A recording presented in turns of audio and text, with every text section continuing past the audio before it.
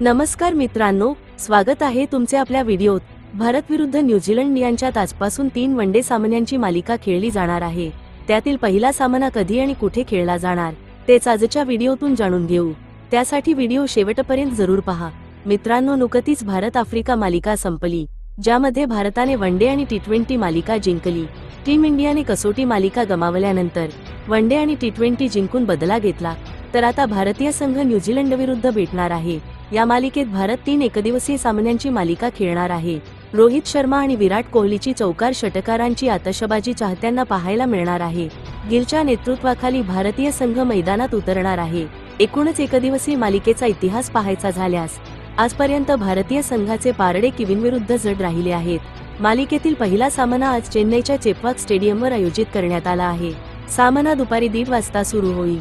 शुभमन गिल भारतीय संघाचे नेतृत्व करताना दिसणार आहे, तर दुसरीकडे मायकेल ब्रेसवेल न्यूझीलंडचा कर्णधार असेल। मित्रांनो, तुम्ही पण भारत न्यूझीलंड ही धमाकेदार मालिका पाहण्यासाठी उत्सुक असालच, यात काहीच शंका नाही।